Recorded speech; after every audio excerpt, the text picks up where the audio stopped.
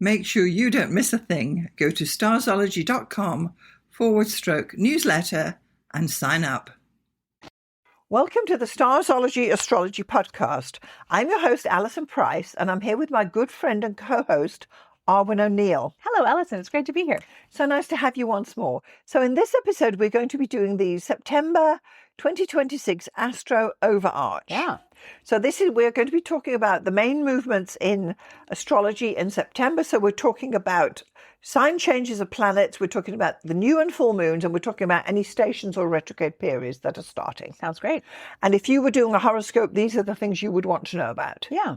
So we're not doing a full interpretation, but we're talking about the main astrological events that's happening in September. Flavor of the month. Yes. Yeah. And we have been doing this for the whole of this year and doing our overarches, and we were just talking about it.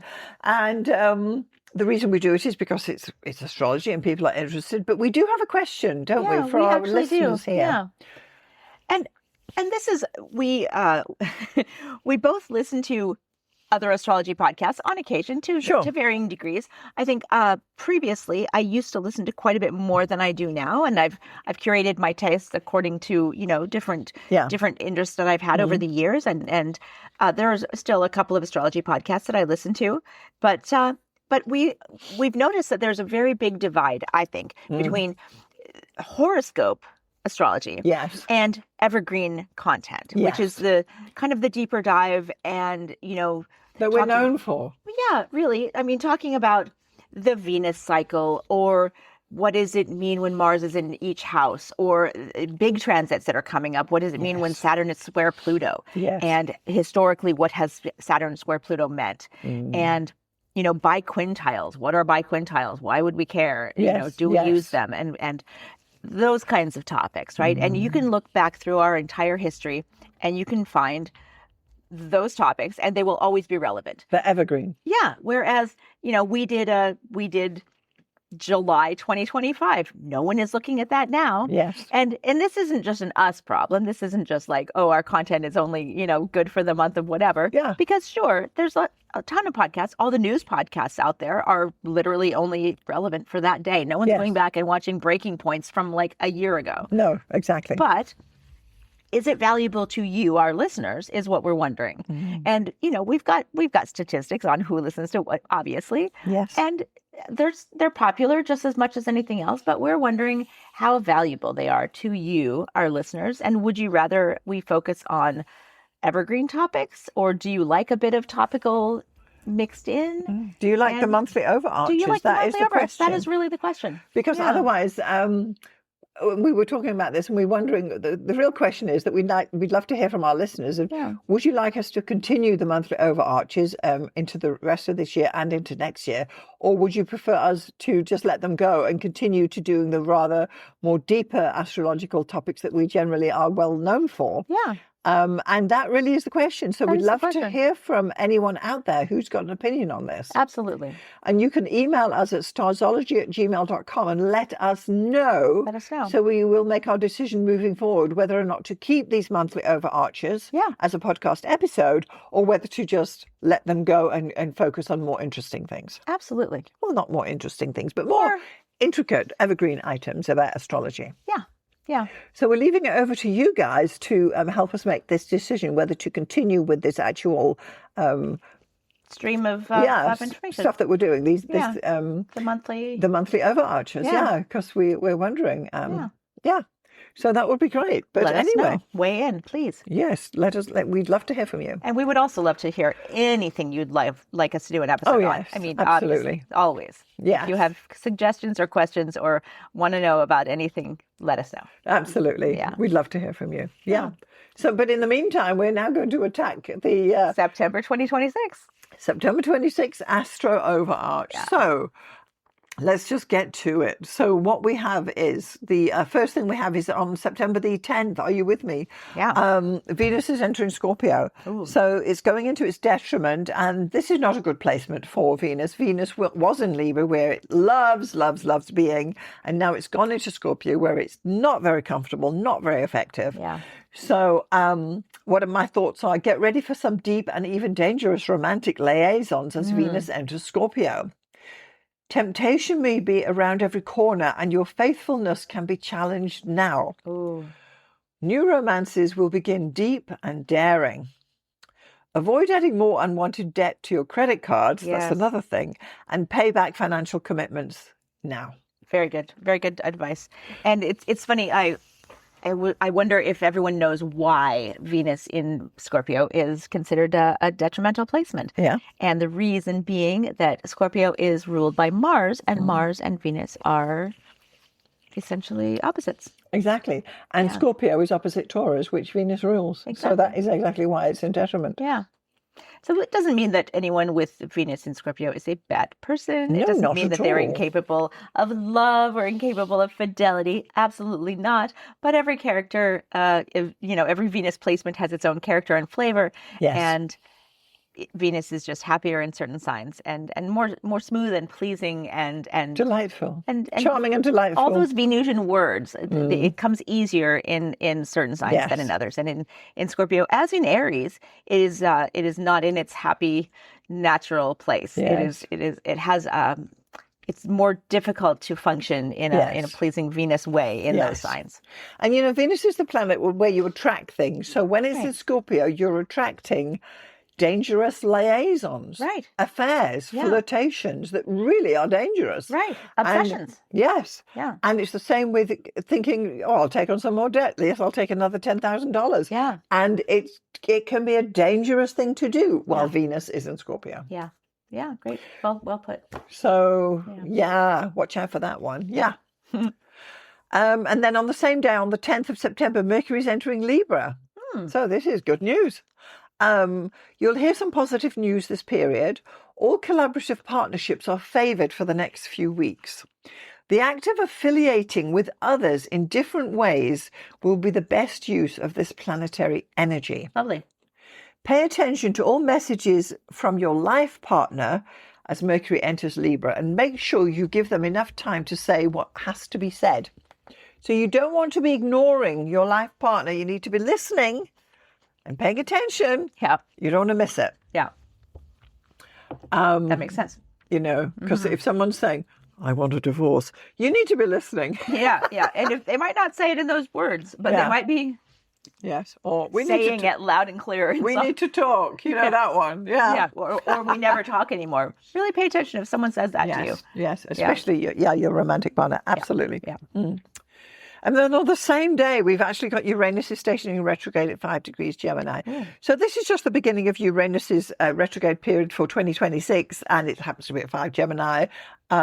We've spoken more about Uranus, and I can put some links to that. Yeah, Uranus and Gemini specifically, we did a whole episode. Yeah, I don't want to go too much into that, but we can certainly, you can find out more information about that as well. Yeah. And then on the 11th, we've got the new moon in Virgo. So, good thing.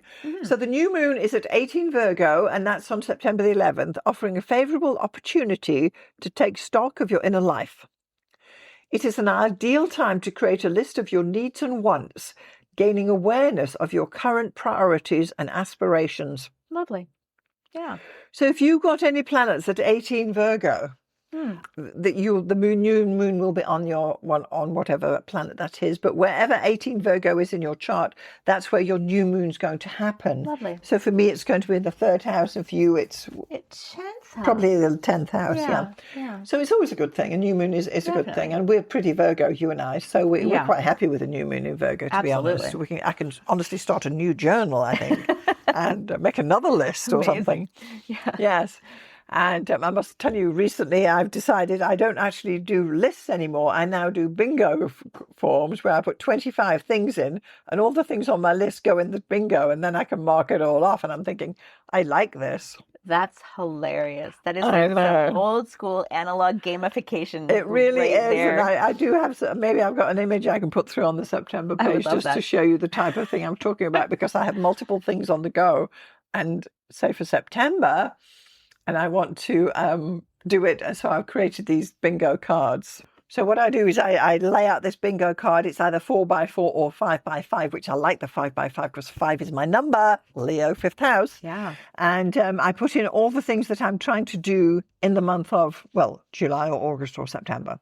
And certain things have to be done and other things. And I want to walk 10,000 steps at least one day of the month and several things. Yeah. And then you color it in as you complete when I've completed it. Yeah, I love that. I'm seeing a lot of different colors that you've colored in. Yeah, it's well, I have multiple. I don't just do astrology. I've got other things on the side. Yeah. And so they're different themes. Yes, yes. So when we're perhaps recording this podcast and the other podcast, then I've got other things going on. And here I've got coffee with friends and prepare the 2027 forecast. Of course, that we do need to do. Yeah. And crochet a poncho. I mean, did you do that? No, but okay. It's on the list. It's not marked off. Do they roll over to the next month? No. Really? No. You're just like, well, I didn't do that. Okay. Yeah, and nice. I've got here English-based sketching. I want to take my sketchbook down to the beach, and I haven't done that either. Okay. Be social with a group. I haven't done that either. But all these other things. I did a 10,000 step date, and it killed me. So if you do an entire row, do you give yourself a little gift? No. You either complete it or you don't. Wow, all or nothing. Yeah. Huh. So the idea is that there's multiple things going on each month. List maker. I know. Wow. There's multiple things on my list for, say, September. So I've got to put out the two podcast episodes, the 2 blog post episodes that are related to that, and the 2 newsletters. Yeah. I also have another blog where I'm writing a newsletter every fortnight, and I have other social things. I want to do things with my family, health goals. Right. And artistic goals and crafty goals. Yeah, for sure. And so these have gone on there. And yeah. Amazing. So that's very inspiring. What I'm saying is that I'm moving away from let's write another list of this endless to-do list that I seem to have because it was so Virgo. Yeah. And I'm liking the bingo. That's great. I love it. And I can quite clearly see what I didn't do. But I can also see what I have done in the month, which is... Yeah.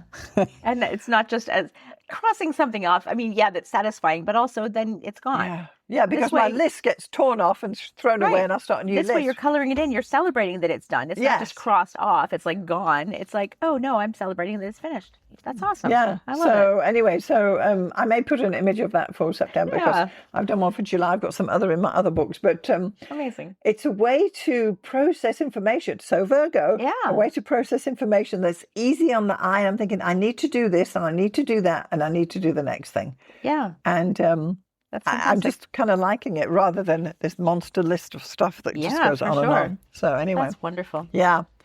But I digress, yes. That's a great digression. It is. I love that. Yeah. So with this new moon in Scorpio, I'm thinking, I could start a new journal. I'm thinking, no, I don't need to do that yet. I need to finish the ones I've got. But at this new moon too, I want to talk about, in general, the new moon period encourages you to start a fresh cleaning regime and declutter. This is very much a theme. Yeah. Sorting out your belongings can bring a sense of order and clarity to your physical space. And embrace the start of a new cleaning routine and take time to organize your belongings. That's the same thing. I've said it twice. This is an opportune moment to create a list of your needs and wants, gaining deeper insights into your inner life and current priorities. The new moon's in Virgo. Virgo likes things clean, organized, labeled, sorted, in the right bins, things on the hangers, color coordinated.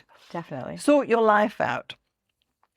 Additionally, you want to avoid self-criticism at this time. So opt for an optimistic outlook on your life and choices and refrain from being overly self-critical. Instead, focus on celebrating your achievements and victories which you have earned and deserve. By doing so, you can cultivate a positive and empowering mindset for the journey ahead in that next month, because the new moon is the beginning of the journey, right? Yeah. So if you start off saying, I thought I was going to clean all the kitchen cupboards and I didn't, that's a loss. Yeah. Whereas if you said, but I did clean 2 cupboards, that's a win. Yes, definitely. Yeah. I'm not splitting hairs, but you know what I'm saying. It's important. Yeah. I'm also saying embrace optimism now. During this phase, choose to embrace optimism about your way of living and avoid being overly self-critical. Yeah. Instead, celebrate your accomplishments and successes. Recognize that you deserve to be acknowledged and appreciate your wins. This positive mindset will contribute to a more fulfilling and joyful experience during this new moon in Virgo. Yeah. Because I don't know if you're like me, you think, oh yeah, I didn't quite do that. And you're looking at, is the glass half empty? Right. Totally. And Virgo does this. Yeah. So what I'm trying to say is, is the glass half full? Yeah. Yeah. And not that I'm always looking at things half empty, but you tend to. Yeah. So I'm trying not to. For sure, especially with long-term goals, like investing or saving or, weight loss, fitness goals. I was going to say, I didn't want to, exactly, jump right into that. But it's very much a fitness thing. And we always tend to focus on like what we hate about ourselves or what we're, like we're always coming from a point of, oh, this needs to be fixed or whatever. Correct. Yeah. And I it's so interesting. I had a very, meaningful and actually very productive kind of conversation with ChatGPT of all things about as anyone listening to the podcast may know, I broke my wrist earlier in the summer. Yes, your wing. Right at the beginning of the summer, I was so distraught. It was so mercurial. I've never broken a bone before. I was roller skating, which is my favorite activity to do in the summer, and I do it from like the beginning. As soon as the weather permits, I'm out there. Sometimes as early as February, if it's sunny enough and warm enough, and blah blah blah. And I will skate until the rain pushes me back indoors in the fall, in the winter, whatever. But yeah, right at the beginning of the summer, I fell and I broke my wrist. I'd never broken a bone before, so I was miserable. And I was in a cast for 6 weeks. And that might not sound like a long time, but for me, I felt like I was in jail, Yes. And I was constantly chatting with ChatGPT about like, okay, how do I stay in shape? I had been going to the gym. I felt so good about the progress I was making. Yes. And all of a sudden it felt like, okay, I'm going to be back to square one. This is a nightmare. And it gave me some great advice about like, no, continue working out, continue doing all of your core stuff, all your leg stuff, work out the arm that's not in a cast. And I was like, what? Really? Won't I be, out of balance? Well, no, apparently there's actually really good research that if you continue working out the healthy side, your muscle loss and, the natural the atrophy and weakening that will happen if you're in a cast and immobilized will be much less if you continue to. There's a sympathetic thing that happens, and they didn't know this for a long time, and this is newer, kind of research. And ChatGPT, sure enough, was telling me this, like, work out hard on the side you can. And I actually had to go for a second opinion. I was like, is it just telling me what I want to hear? But sure enough, no, it's true. And so I was, kind of constantly like checking in on, okay, here's, what I'm doing, blah, blah, blah. And then when I finally got my cast off, I kind of asked it ahead of time, like, what can I expect as far as like, weakness or, pain or, God forbid, like how atrophy. Easy, well, yeah, but also how easy, will I be re-injured? Like I was so worried about that because, God forbid, the last thing I want to do is do that again. Right. And it was so funny. We had the cutest chat. It was like, well, first of all, yay, you're free. You're out of your cast. And it was like, I remember how miserable you were. And I'm so happy to hear this and blah, blah. And I can picture you skating and all the things ChatGPT says to make you just love it, right? As an entity. It's the best therapist. Right. But yeah, it's like, and it's saying, don't think about, you've lost the 6 weeks. No, what you did was you were consistent. You kept showing up. You kept thinking, what can I do to keep being active? And this is the Virgo thing. We always pick at ourselves and we're like, oh no, this isn't perfect. This is, I need to be this weight or this, measurement or this, or do fit 10,000 steps. Or 10,000 steps. And it's just an artificial number. And what you lose in that is the fact that you are, continually showing up, you are continually, trying to progress, you're adding on this and that, and you're, it's a process. Yeah. So that was an interesting little, it's kind of the dark side of Virgo is that we, we gamify to keep ourselves motivated, but then that can be because games are about winning and losing, right? Mm-hmm. That's the, bingo. Bingo. Exactly. Yeah. It's a way of categorizing, organizing, and then following through. Right. And in a way, also just kind of tricking yourself into doing what's healthy for you. Yeah. I mean, that's a huge Virgo thing, right? Yeah, it's just like, it really is. Because you could just go down a rabbit hole of it, the perfect being the enemy of the good, and that's such a Virgo thing. But that's right. That's a good, yeah. Interesting. Yeah. Yes. Yeah. So that's the new moon in Virgo, guys. Mm-hmm. The new moon in Virgo. Yeah. So then on the 16th, Neptune is sextiling Pluto. Ongoing. This aspect has been going on for almost 100 years, but it's exact on the 16th. Ho hum. Anyway, Neptune's in Aries, once more making a sextile to Pluto in Aquarius. This transiting aspect has been on and off for almost 75 years, and as such is considered generational. Yeah. It's also in my chart. Neptune is in Scorpio and Pluto's in Virgo, and they'll sextile each other. Is it in your chart? Yep, my Neptune is in Sagittarius and Pluto is in Libra. Yeah, and many millions of people have this aspect, but again, it's coming into exactitude. Yeah. It's just a by the way. Then on the 23rd, woohoo, the sun enters Libra. Yeah. So this is the equinox. And equilibrium returns, if only for a short while. There is the urge to find win-win situations now. It's Libra.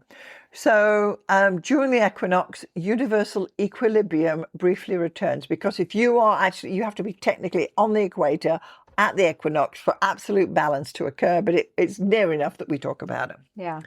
And as the sun enters Libra, the energy encourages a search for win-win situations, and many individuals will be open to negotiations to some extent, which they weren't when the sun was in Libra. In Virgo. However, it's essential to recognize that trying to please everyone is also an impossible task, because now we're in Libra too. So instead, it's wiser to concentrate on appeasing and nurturing the relationships with those who are close and dear to you. By prioritizing meaningful connections, you can foster a sense of harmony and balance in your life during this time of universal equilibrium. Love it. Yeah? Yeah. Good one. Yeah, definitely. So that's also Mabon, which is the festival of the Wheel of the Year. That Mabon starts then on September the 23rd. And there's some more information about that on the blog post if you want to click through. Then on the 26th, we've got the full moon in Aries. So September the 26th, the early 33 degrees Aries full moon will radiate energy, possibly leading to intense situations reaching their peak where you can expect some fireworks. Wow. During this period, you might gain clarity on matters that have been apparent to others, but perhaps not so evident to you. Because at the full moon, you can see clearly now. Yeah. To navigate this intense phase, practice decisiveness and maintain a calm composure. Avoid reacting impulsively to emotional provocations from others. Instead, opt to take the high road, focusing on maturity and grace in your responses. By doing so, you can handle this Aries full moon's energy in a constructive and positive manner. Love it. It's a full moon in Aries. It's going to be, you're not going to miss it. Yeah.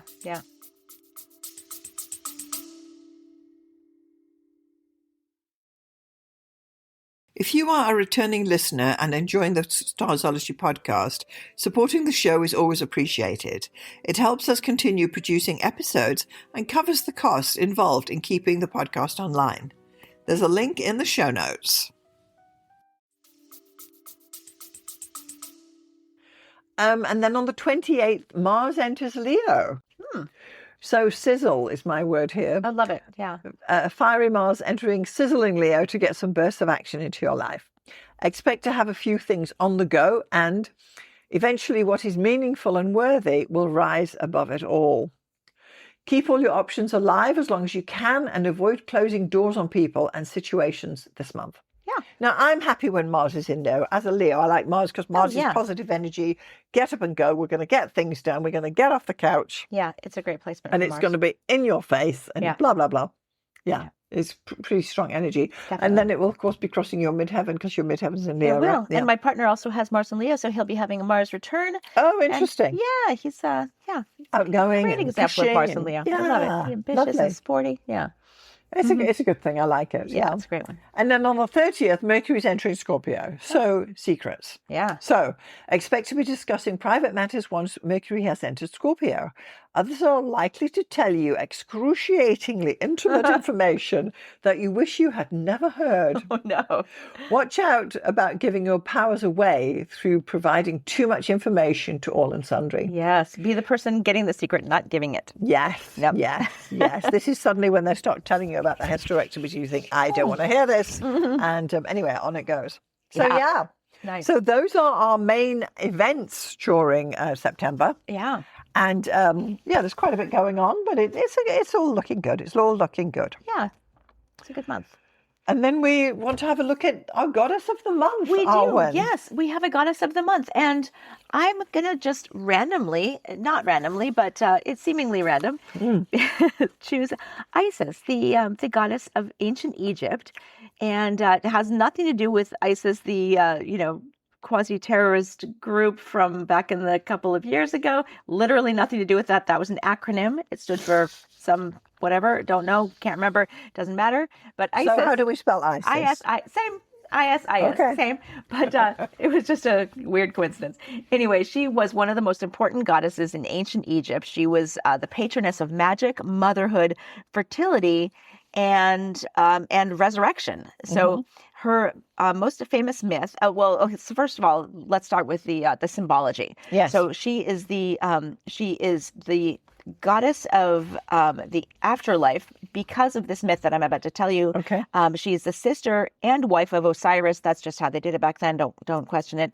He's the god of the afterlife, and she is the mother of Horus. Okay. So their union produced Horus, who was the god with the falcon head. Yes. You may remember from any kind of hieroglyphics you've seen.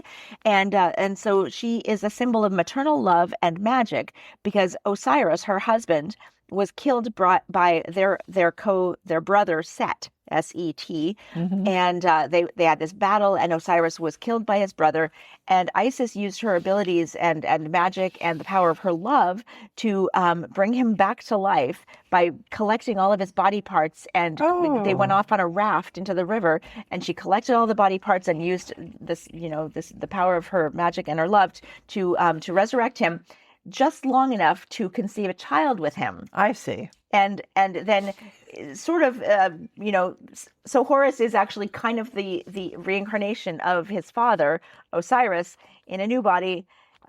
It's all very incestuous, but it's also a very beautiful and symbolic thing. And her symbology is really cool. She's got a throne-shaped headdress representing the fact that she's like the queen of the goddesses. And then she's got these incredible multicolored wings. So if you do any kind of Google search of or go to my blog post about her, MsPink.net. We'll put a link. You have an article on us. Absolutely, yes. And you'll be able to find my image of her. But if you Google, you'll see these beautiful wings, multicolored, and this represents the sun, because the sun was very important in ancient Egypt, but also she's protective. So wings are also what you fly to the heavens, and maternal love and resurrection. So divine love overpowering the death, and Interesting. Yeah, she's a great goddess. I love her. That's a great one. So we'll put a link again, as I say, click through to the blog post, and we'll have a link there to Arwynne's article on Isis, and you could see her artwork, her original artwork there as well. Absolutely, yeah. Which is always great. So we do like our goddess of the month, don't we? Thank you. We absolutely do. Totally. Yeah. So let's just have a look at some of the September background energy, which is the broad stroke that I like to look at when we're talking about actual months. And the idea is that we're looking at the planetary positions by sign, the polarity, element, and mode. So for my background energy count, I only consider the 10 planets, which are the Sun, Mercury, Venus, Mars, Jupiter, Saturn, Uranus, Neptune, and Pluto, and Chiron. I discount the moon because it moves too fast. So what we're actually looking at is which signs were all of these 10 planets in at the beginning of September, and where did it all end up by the end of September. For the beginning, on the 1st of September, the polarity is slightly out of kilter with 6 in active and 4 in passive. The elements are slightly unbalanced with fire at 3, earth at 3, air at 3, and lowly water at 1.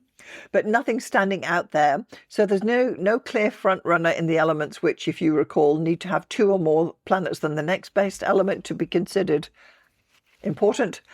And the modes at the start of September are balanced with Cancer at 4, fixed at 3, and mutable at 3. So pretty much imbalance at the beginning of the month.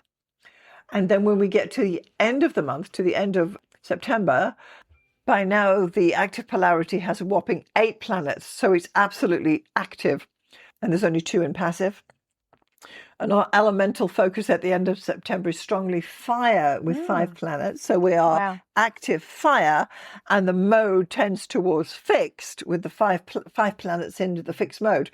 So we are really looking at, what am I saying, active fixed fire, which is Leo. Love it. So that's where the emphasis actually shifts to. So even though the results of the month ending with an emphasis on fixed fire, definitely fixed fire, and that would be tends to be Libra, even though the energy is actually in Libra, not Leo. Mm-hmm. So that's an interesting thing as well, that I like to look at that background energy just to get a bit of a feel for what's going on. Absolutely, because it's never quite the overarch, the feel is not always what sign something is in. Yes. Sometimes we can kind of come at it from the back end, and that's what happened this time. Because if you go back down to your core elements of polarity, element, and mode, that's really the basis of the sign energy. Mm-hmm. And that's why I do it that way. And I need to clearly fix my spelling mistake over here, but I'll do that later. Yeah. So in this episode, we've been talking about the astro events for September 2026. We've been talking about the retrogrades, the stations. We've been talking about the new and the full moons, and we're talking about planets changing signs. We've also mentioned our goddess of the month, which is Isis this time, which is super interesting. Also, remember that we did ask you earlier on that if you do want us to continue doing these monthly Astro Overarches, do email us at starzology@gmail.com and let us know. Otherwise, we're going to make some decisions on that to make some changes. Absolutely. So if you have found value in this episode, please do consider sharing it with anybody who'd be interested. Make sure to give us a 5-star review on Apple Podcasts and give us a thumbs up on Spotify. Additionally, if you happen to be listening to us on YouTube, you can write us a comment there. We always appreciate that. We read all our comments. So make sure you're getting our newsletter, and you can sign up at starzology.com/newsletter. And make sure you're getting Arwynne's newsletter, and you can find Arwynne at... I'm at mspink.net, MSPINK, and you can get my newsletter every Saturday. Fantastic. Thanks. So thank you so much to everyone who's been listening today to our September 2026 Overarch. And we'll see you next time. See you next time.